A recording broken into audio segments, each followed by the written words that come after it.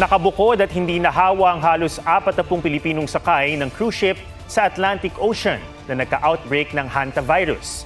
May report si JP Soriano. Ilang araw nang naka-quarantine ang cruise ship na MV Hondius matapos makalapit sa bansang Cape Verde nitong May 3. Hindi pinayagang makadaong doon ang barko matapos na magka-outbreak sa loob nito ng nakamamatay na hantavirus. Ang hantavirus ay isang uri ng virus na karaniwang nakukuha sa ihi o dumi ng infected na daga at nagdudulot ng malubha at nakamamatay na sakit sa baga o bato. Ayon sa World Health Organization, 3 sakay ng cruise ship na ang nasawi dahil sa hantavirus, kabilang ang isang Dutch couple at isang German national. Hinala ng WHO, bago pa man makasakay ang 2 Dutch national ay infected na sila ng sakit.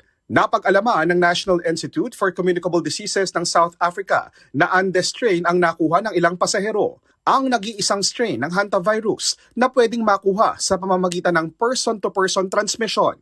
Ayon sa Department of Migrant Workers, 38 crew member ng barko ay mga Pilipino. Sa ngayon ay wala pa raw sa mga Pinoy ang nahahawa. Ganito rin ang impormasyong nakarating sa Department of Health. Wala silang mga sintomas ng hantavirus. Mahigpit po ang quarantine procedures dun sa Hondius kaya hindi po sila nahahawa. Kagabi, kinumpirma ng Spanish Health Ministry na tatanggapin nilang mailipat sa Canary Island ang cruise ship alinsunod sa international law at humanitarian principles. Doon susuriin at gagamutin ang mga pasahero at crew bago sila pauwiin sa kanilang bansa. Pero ang regional government ng Canary Island, kontra rito. JP Soriano, GMA News.